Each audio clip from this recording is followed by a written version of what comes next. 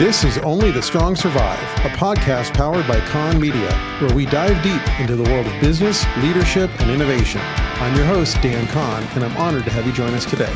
So, let's get ready to learn some survival skills together. Hey everybody, and welcome back to Only the Strong Survive. I'm your host, Dan Kahn, and today I'm joined by Melanie White, the CEO of Hellwig Products. Hellwig is a prominent name in the automotive industry, known for their load and sway control solutions for trucks, RVs, and cars. Melanie is on the SEMA Board of Directors as the chair-elect and was recognized as the SEMA Person of the Year in 2018 and has served as chair and committee member on a wide variety of nonprofit and volunteer organizations. We've also worked together personally for a long time now. Kahn Media is the marketing agency for Hellwig, and I'm also very proud to call Mel a friend. So thanks for coming on the show, Mel. Appreciate you being here. Yeah, I'm excited to be here. Thanks for having me today. You bet. So we just recorded your podcast. Why don't you tell everyone the name of that one? Yeah, so we have a podcast here at Hellwig called Hitched and Haulin'. So our products really support vehicles that are in that RV space. Really, if you're going to have any sort of load or need load or sway control, Hellwig's your company for that. So we just recorded Hitched and Haulin' and got to talk to you about all your RV experience. So that was super fun. Thank you. Yeah, thanks for having me on. So we're kind of doing a twofer today. So we did yours first, and now we'll do this one. And so just to kind of dive in, for people who don't know what kind of sway and load control even means, can you give us some backstory? First of all, your business is an interesting business, and I love the fact that you're a manufacturing company and you're manufacturing hard parts in California, but you've also got a really cool backstory. So can you give everyone kind of the rundown on what Hellwig is and where it came from? Yeah, so in 1946, so really my great-grandfather and grandfather had the idea before 1946, but the war was going on and you couldn't buy steel. Once all of that was over, so my great-grandfather was working full-time and my grandpa was a senior in high school. But during the week, they would manufacture parts, so a helper spring, in a local blacksmith shop. So they'd rent space at night, and then on the weekends, they'd go door to door. So if you had a vehicle that was sagging, they'd knock on your door and they'd say, "Hey, I can fix your problem." My grandpa, who was a young buck, right, 18, would lay on his back in the driveway and install a helper spring. And they would do that all for $7 back in 1946. I like to talk about that because it's definitely not how we go to market. Our go-to-market strategy now, it's very different, but that's how we got started. So they really saw a need. So at the time, it was all passenger cars too. So passenger cars, you did everything out of it. So, we talk about overlanding being so hip now, but a lot of folks were like overlanding, but doing it out of these like passenger vehicles. You put even a little bit of extra weight, like the vehicle would sag. So that's where they came up with that idea. My family has a long history of leaf spring knowledge. So my great grandpa had grown up in a family that replaced whole leaf packs and then had this other idea. And when he moved out to California, he really took advantage of that idea. And it's really fun, when you talk about like founders and the next generation. So I'm fourth generation. My great grandfather, had this idea. My grandpa really grew the business. My dad has been a huge part of it, and uncles and aunts, and have really expanded it. And then now I have this opportunity to step in and run Hellwig. At least in the automotive aftermarket, where you and I both spend a lot of our work hours. Yeah. There is family businesses and there is some multi-gen stuff, which is cool. Are you the only fourth gen still in control and running and owning the company? I might be the only fourth gen that I know.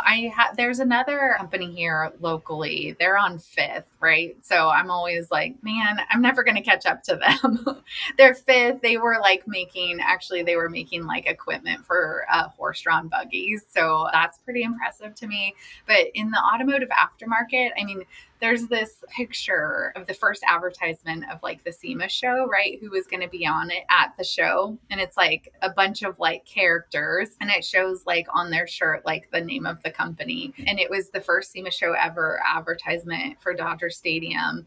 And it's on a baseball field. And it's very interesting. There's a ton of exhibitors during that time. But if I look at that picture, I think there's only 5 still who are in business, and they're not necessarily privately held anymore either. So we're privately held. I'm woman-owned certified in our space too. That helps us with some government contracts and things things like that. So it's interesting when I like look at that, like, you know, that image frozen in time and think about like what it is now. It's very different. You're right. Most of those brands that were in those original early first SEMA show photos, the ones that are still around are private equity owned for the most part. If you're not the only one, you're in pretty slim company in terms of still being family owned, same family, still private ownership. That's pretty impressive after all these years. So let's talk a little more about you. So you're one of three sisters, right? Yeah. And you're the only one that went into the business. Kind of give us the arc of, because I know that's not what your degree was in. So how did this all happen?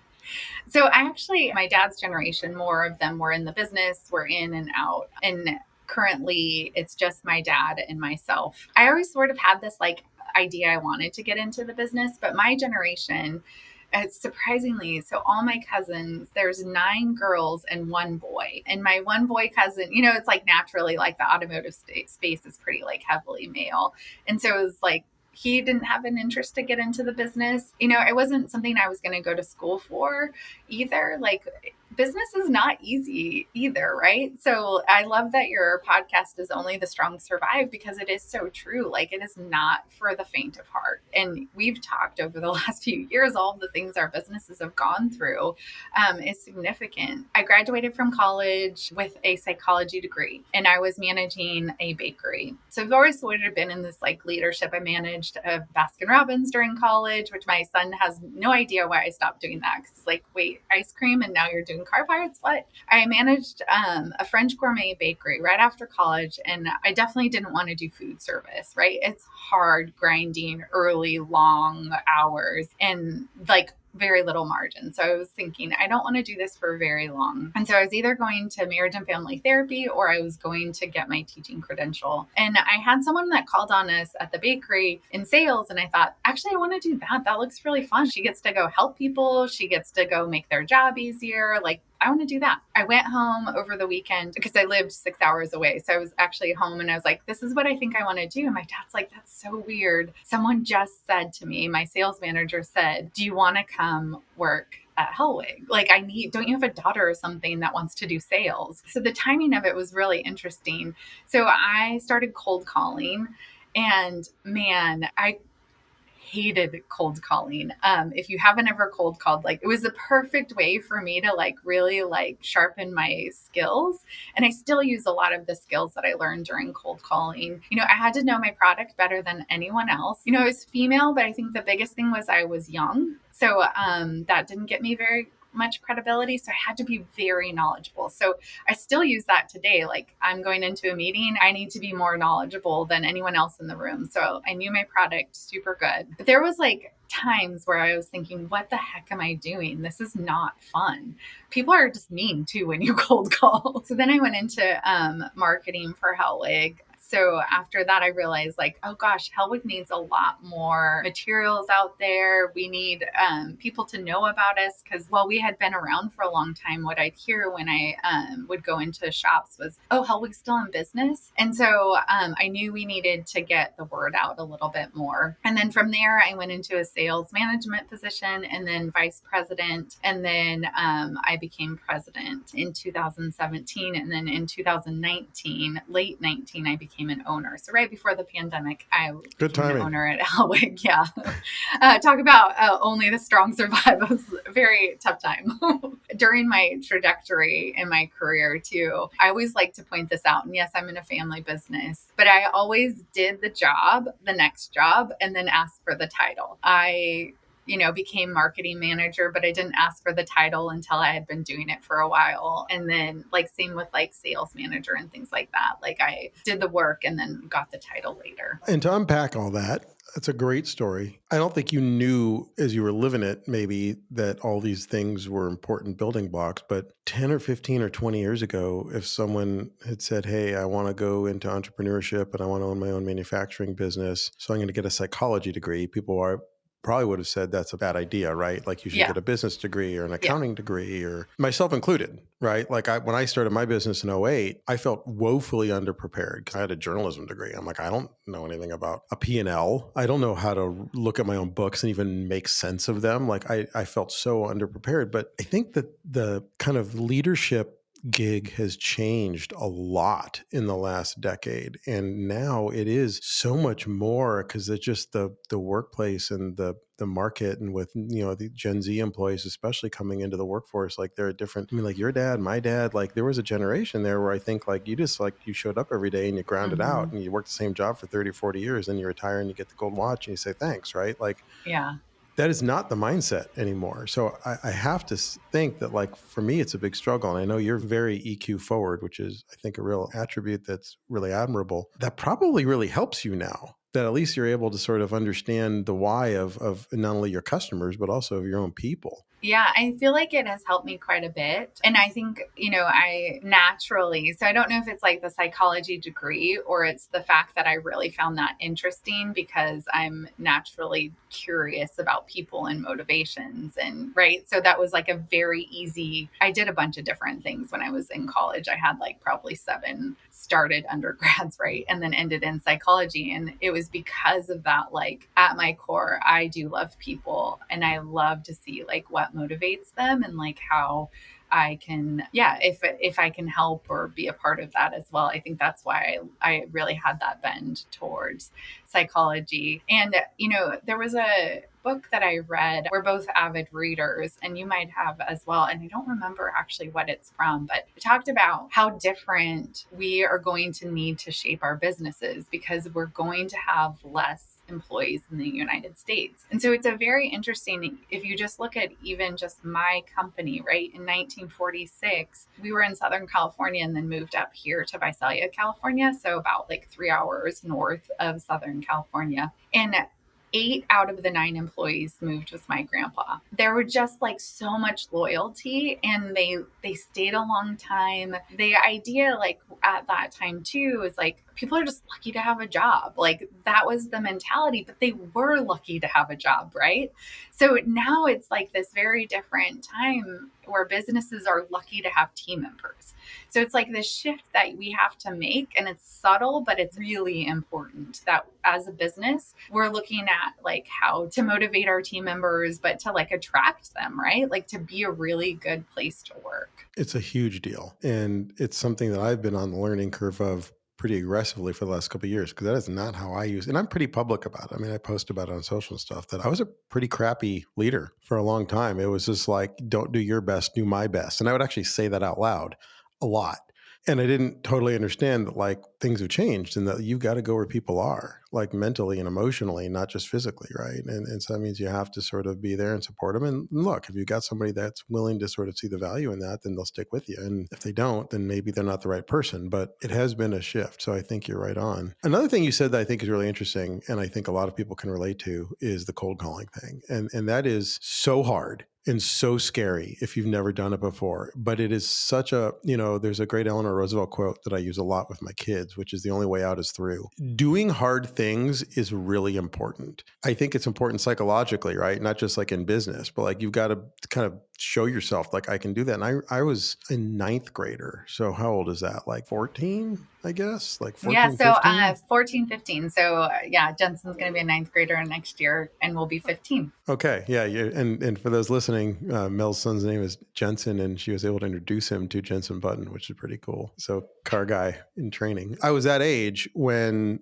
the Northridge earthquake hit, and my high school got shut down for damage for about a month. And it was in like January. And my parents both worked, and they didn't want to just leave me alone for a month and let me just go be a 14-year-old idiot, because I probably would have gotten in trouble. So I went to work with my dad, and he put me on the phone and he said, okay, you're going to start cold calling people and I'll pay you a commission for every sale that you can close. That first like week was like literal torture.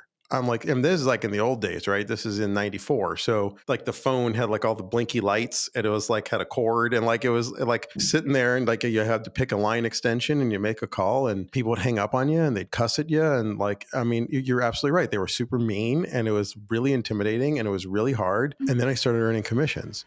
And all of a sudden, like, oh, okay, well, this is like, that feels good. Like, and it wasn't just the money part, right? It was the win. Like, I'm like, oh, this is great. And to this day, 30 years later, I'm pretty sure that I wouldn't do what I do for a living today if I hadn't have had that experience. Yeah. Because it made me sort of immune to that fear. And once I learned how to do that, like that's all PR is all day, every day is you're picking up I spend 10 hours a day on the phone. So it's just interesting now that we have young people coming in and, interns and like entry level employees and stuff like that. And they will do anything to get out of getting on the phone.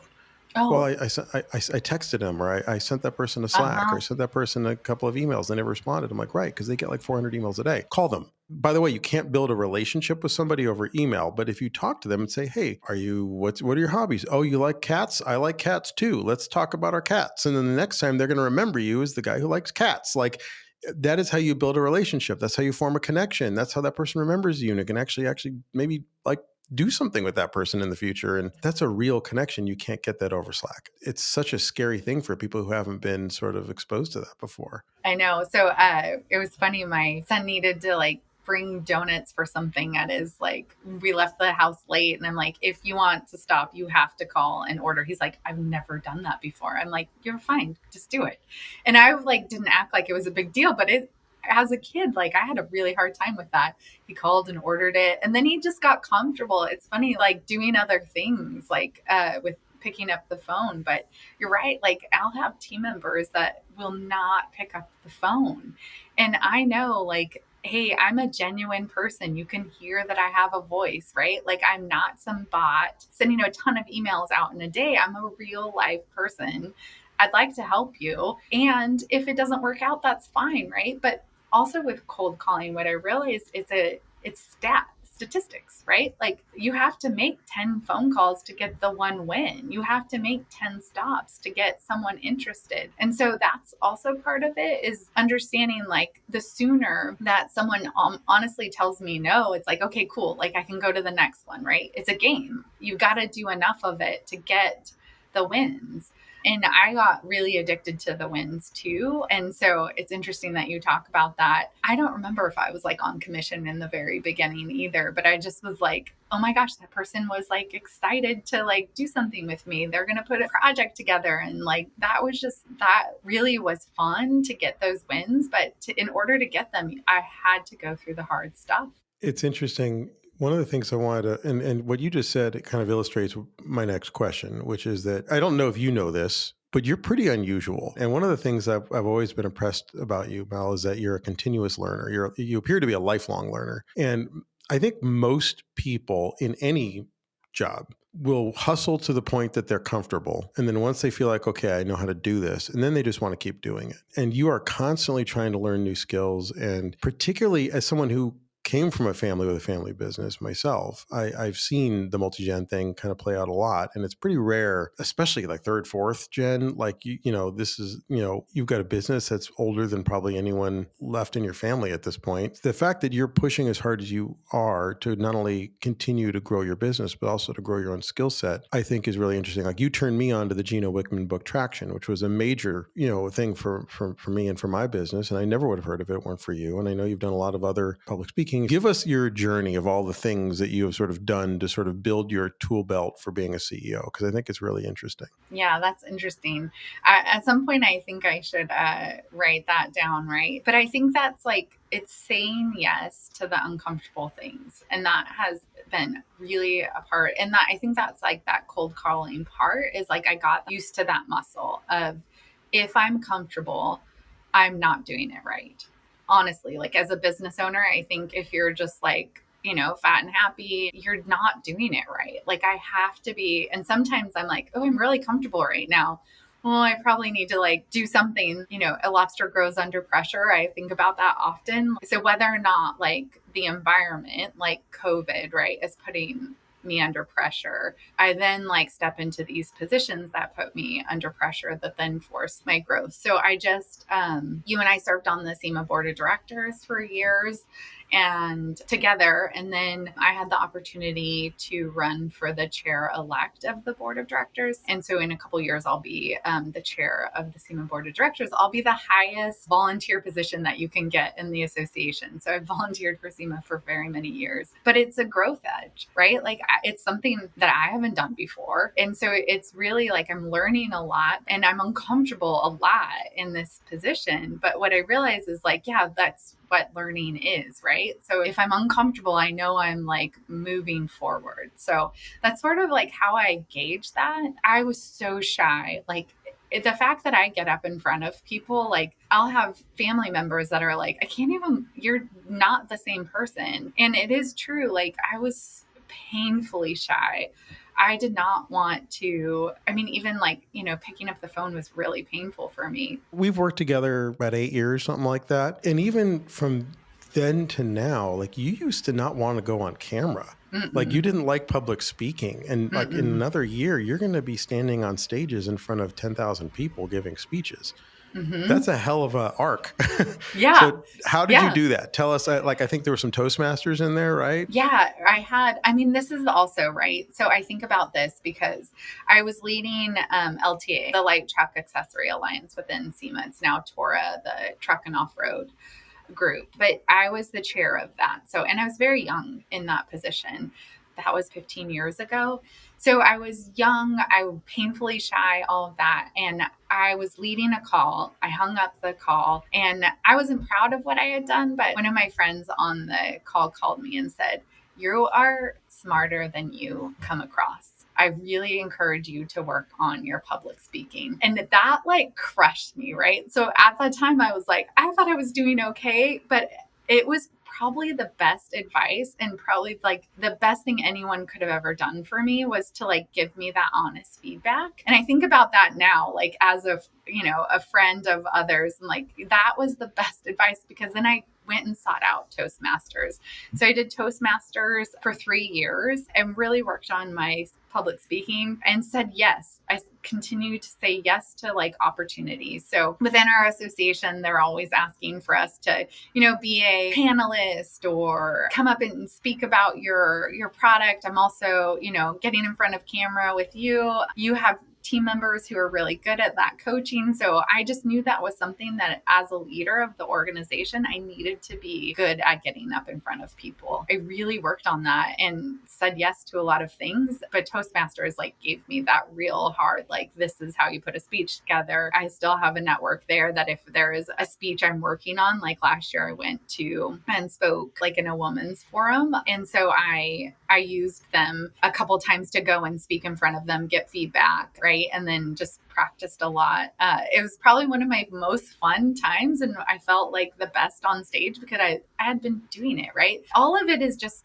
repetition that I find it's like a muscle doing that kind of stuff. It's the same. Like if you go work out a certain muscle, you'll see improvement in it. It's the same with public speaking as well. Love that. And then you also do some peer group stuff too, right? Are you still doing Vistage, and has that been the same one, or have you bounced around, or YPO, or? I was a part of Vistage for 6 years and then I stopped a few years ago. I was driving like an hour and a half each way to my meeting once a month and it just became very cumbersome to continue to make it happen. But I've worked with a coach, like a business coach. So I think there's a lot like where I used to think like I should know this, right? Like I should have this figured out. But it's not. Like the best athletes have coaches. Like you, whether or not you have the natural talent or not, like you're going to have blind spots. And what I've seen as I've risen within the company and the association as well, like I don't have someone I think that's going to call me up and say, "Hey, you didn't really do great at that," whatever, leading that meeting, because you get certain positions and people don't give you feedback anymore. And so I think that's really why I work with a coach, why I was a part of Vistage, right? I needed that like honest feedback because you have blind spots.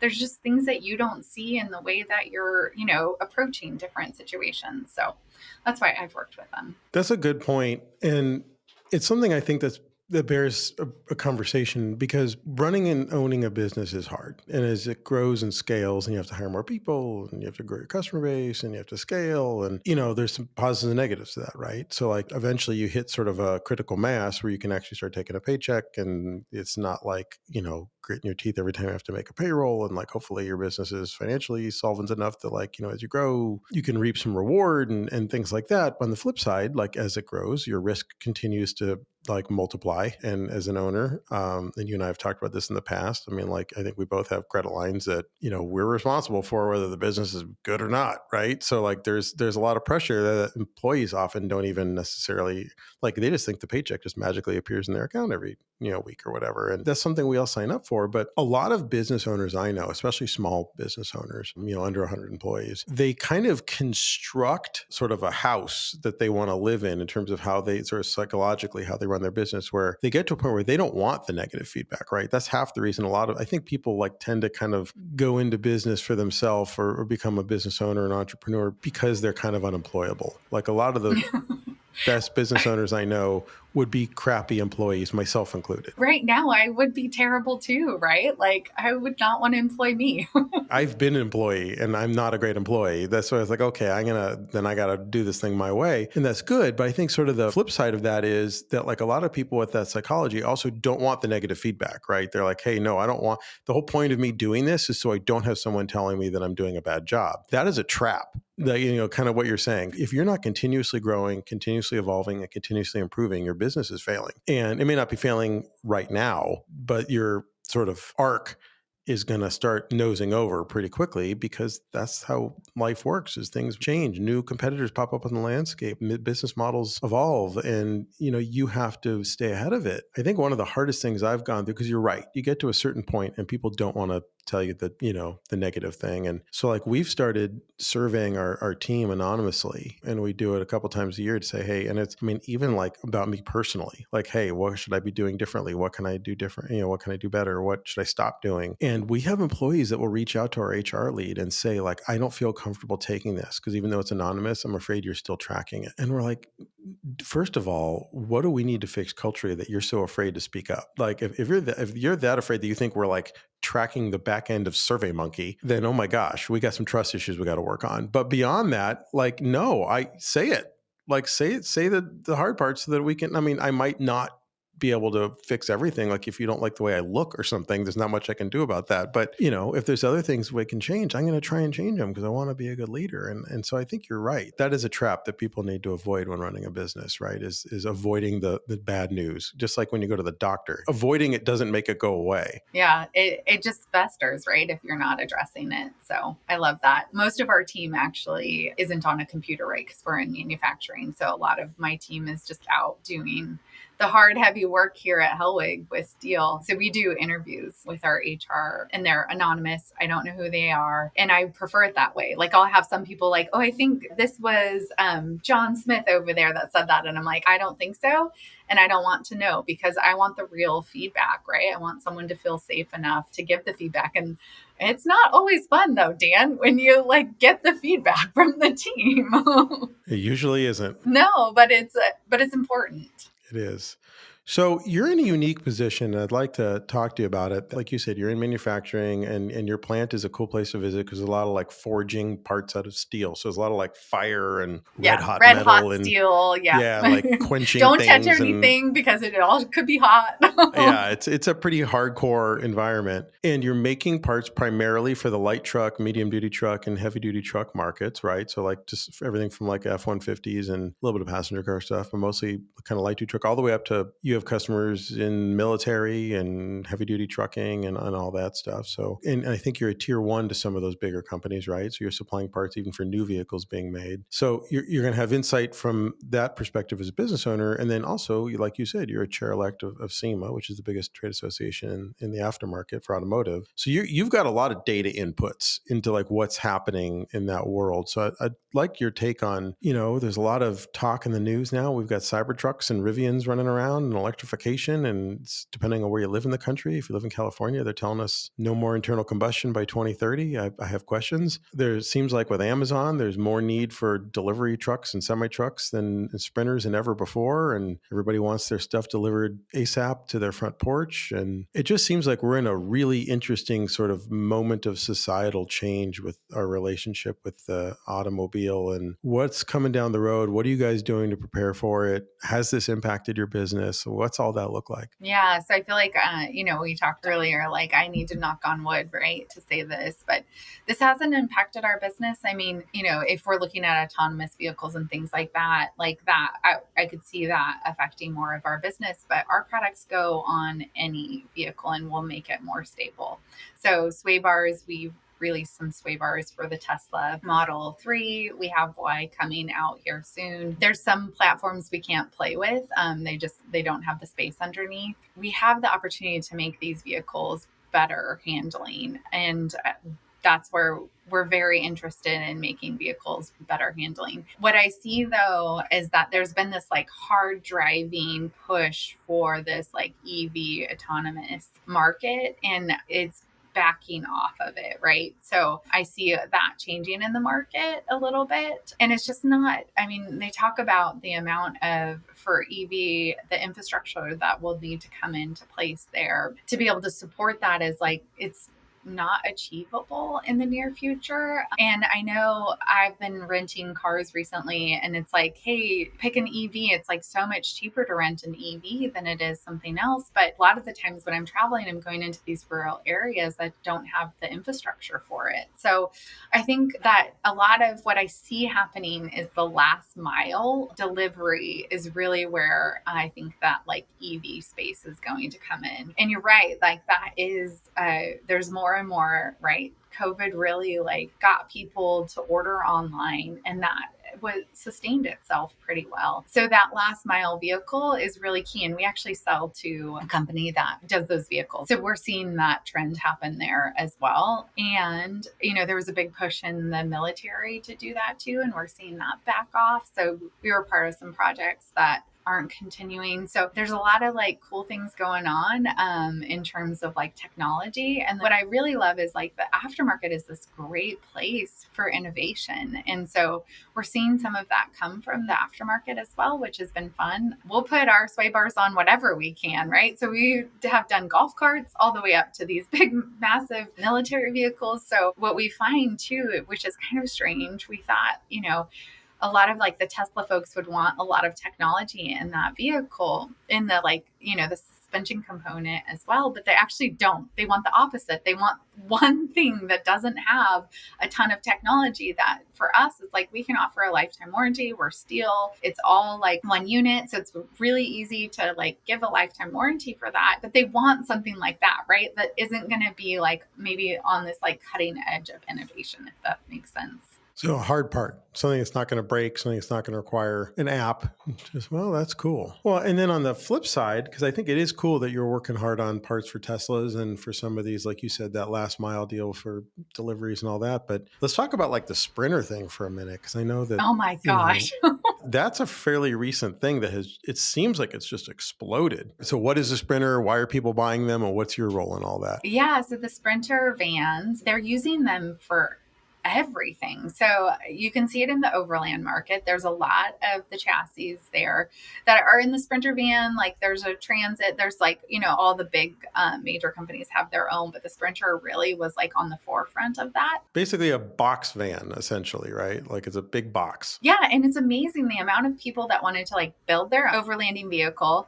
We also are seeing it. So the Sprinter chassis also is getting used for the last mile delivery system. That's happening. And then there are also RV chassis, those really easy, like, and it's amazing. And you can like park in a regular parking spot, right? Like, so all of it, there's a big attraction to that, like Sprinter chassis for that as well. They're heavy. I mean, I remember on a recent trip that we were on, we passed a few and they're going like 50 miles an hour in a 70-mile-an-hour zone. And you can see it, like it's all like dancing around and you're like, oh my gosh, that feeling of that like instability of the vehicle, like you see it from the outside and you're like, that's not fun. And you drive it and you're like, holy heck, I do not ever want to experience this again. So there's a lot of opportunity for us to put our upgraded suspension on it because they are all like super, they want to stack it to the ceiling, right? With all of the weight. They're tall. One of them that we saw, they had like the water tank on top. So like you're adding like water, right? And water's super heavy. It's also like not very stable. So that was like adding, I mean, we were driving down a straight road. It wasn't even like up in the mountains. It was like,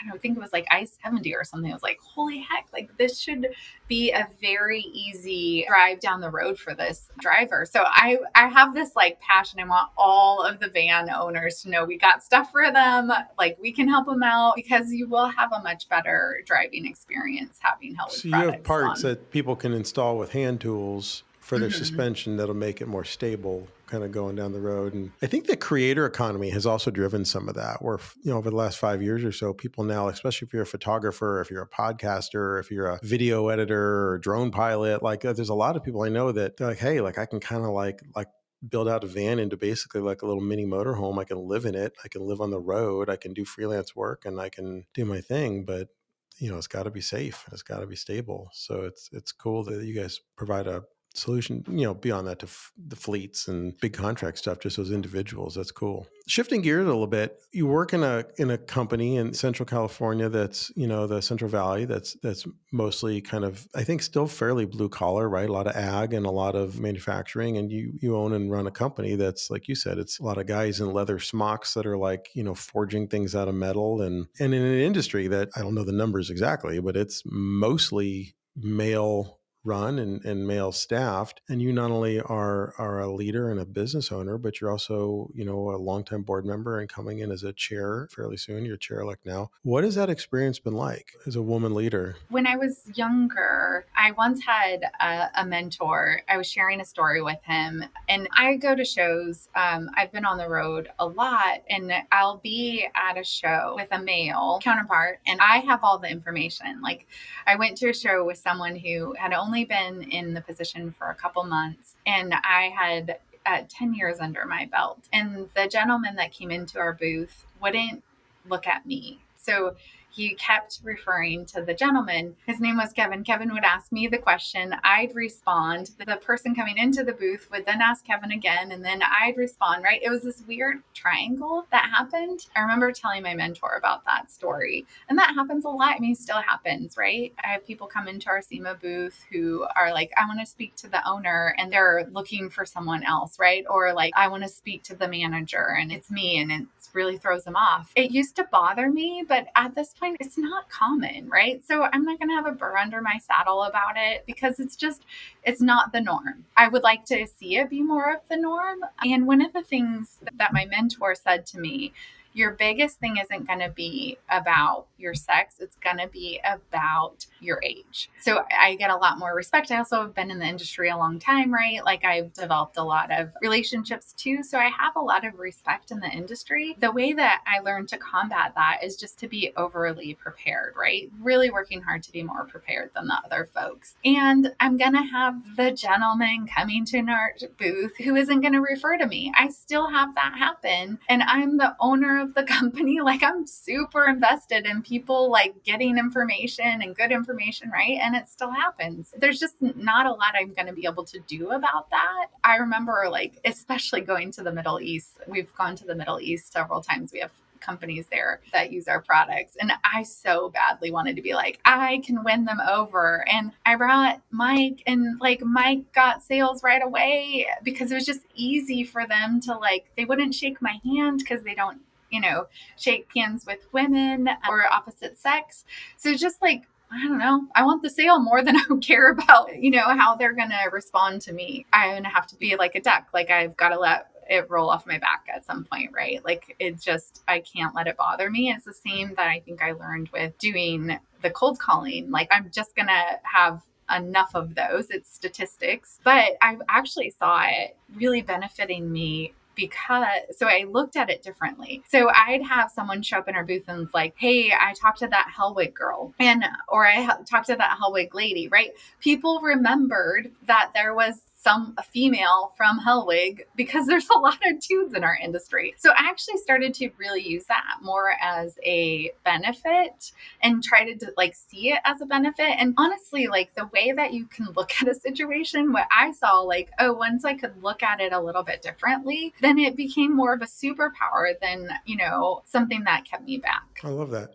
I think that's great. And I've seen it kind of unfold for you in real time? Yeah, you've been witness to both, right? When I got respect and not.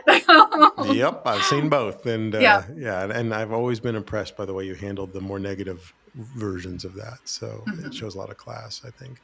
Thank you. What's your long-term goal? What do over the next 5 years? I know it's kind of a hard question to answer these days, but for you personally and for the business, where do you see it going and what do you want to do with it? I mean, I've been really like, I see the fun part about like starting where I did in the company. I really saw the opportunity for growth, right? Like more people need Hellwig in their life. And I have that like deep desire to have people have a better driving experience. That's why I have that mission for Sprinter vans, right? Because I want people to have that experience. So I've been really focused on growth for Hellwig, but it also means growth for me, right? So I think that's why I'm like continuing to put myself under pressure. And then my son is 14. He's going to go into high school next year. So I thought like, oh, I'm going to have 4 more years with him. But it's funny, like they just get busy and like he wants and needs me less. And I know that was like my goal was to get him to this stage. But one of the things that has been really fun is he thinks he wants to be an entrepreneur and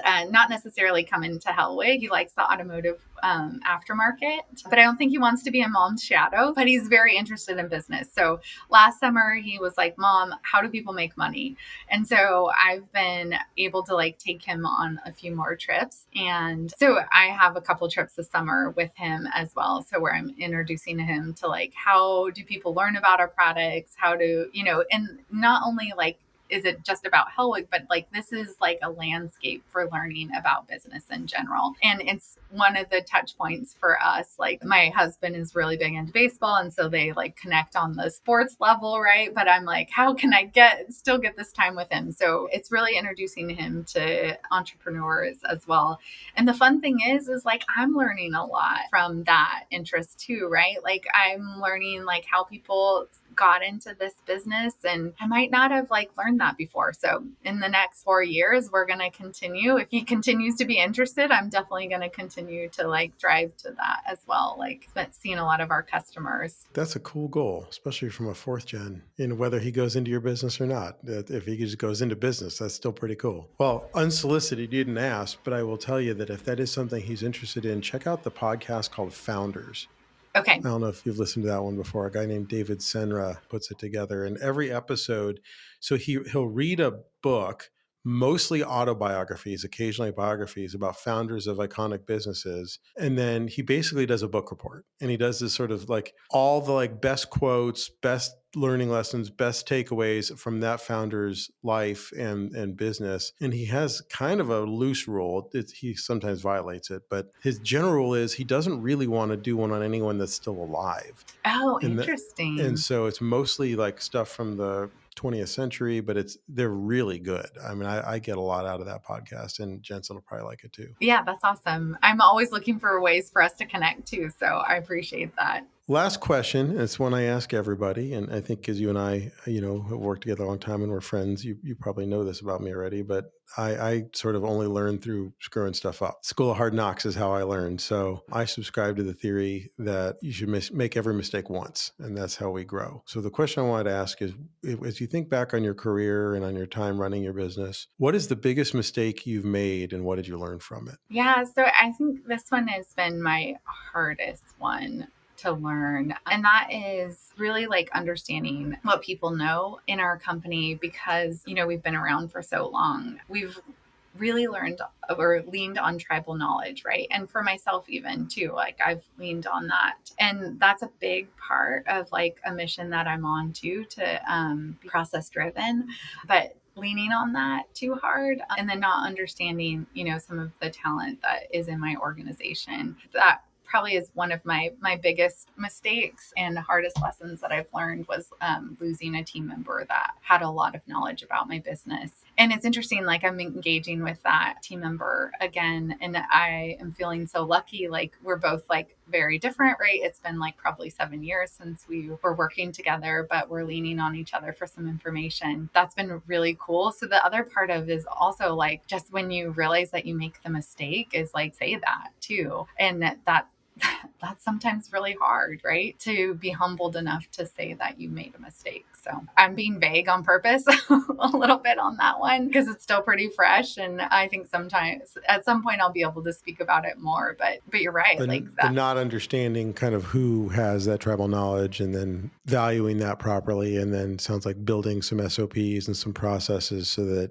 it's not all based on, well, this is the way we've always done it. Like having some, okay, oh, that's a good lesson to learn. That's a hard one too. Yeah, the way that we've always done it. I don't know about you, but being in a generational business, it's like that is like nails on a chalkboard for me. Like, okay, but why are we doing it right? And that's very hard for people sometimes too. They're like, this is what I know. This is how I've always done it. That's a good one. Well, Mel, where can people find out more about you, about Hellwig Products, and about the organizations you work with? Yeah, so we are hellwigproducts.com is our website. We're both on Instagram and Facebook with Hellwig Products. I'm on LinkedIn and have my own page there, as well as we have Hellwig Products there. But on LinkedIn, I am Melanie Hellwig White. Very good. Well, that is the end of today's episode of OTSS. I'd like to thank Melanie White for joining us today. Let me know what you think by rating the podcast on the platform you're listening to. We also now post all these videos on YouTube, so be sure to like and subscribe there at OTSS Podcast. Likes, comments, and follows really help the show, so please give us a 5-star review if you enjoyed today's episode. I want to thank you again, Melanie, for coming on, and I hope everyone has a great rest of their day.